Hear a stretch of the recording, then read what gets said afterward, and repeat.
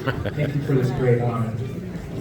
Congrats to all the past inductees and the current ones I'm sharing the stage with here tonight. There's so many people I'd like to thank, recognize, and share stories about who've helped me in my life and athletic career, but I was told I only had 5 minutes. We may have some leeway, but if anyone has ever been to one of my dad's end-of-the-year banquets, you will know that 5 minutes is not really long enough for a broad speech. I still remember the basketball banquets where he would share stories, nicknames, challenges, and triumphs about every player, and it wouldn't seem to end. And I know my stepmom would agree with me. In hopes of keeping on track and not to ramble on, I wrote mine down. You see, my dad has been a coach for almost 50 years. Even though he's told me that he's winding down a bit, he's still going today, and you'll see how long he continues to go. He coached me in baseball, football, basketball, and in life. And I want to thank you for the lessons, the late nights and early mornings in the gym, the long rides home discussing the games, and even grading film when I was younger just to learn how to play the game. I could keep going on, but just thank you for being there as a parent and a coach. I'd like to thank the rest of my family for being here tonight and throughout my career. Y'all have helped me be the athlete and the person I am today.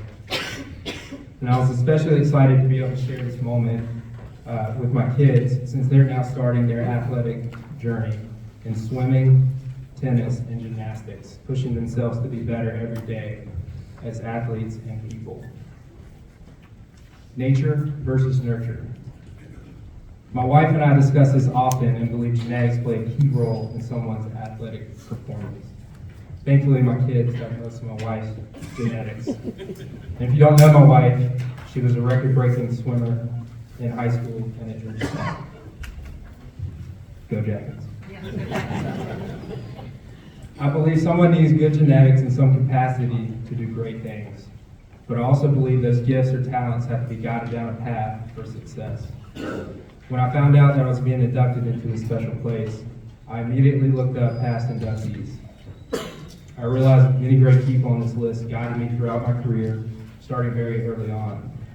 When I was at Tattnall, we had Coach Hester, Coach Reed, and Coach Hiller.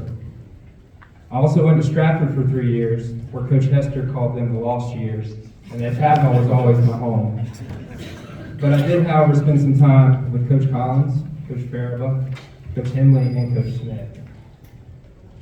I was also fortunate to be part of some great teams that taught me hard work, teamwork, how to win, and how to pick yourself up after a loss.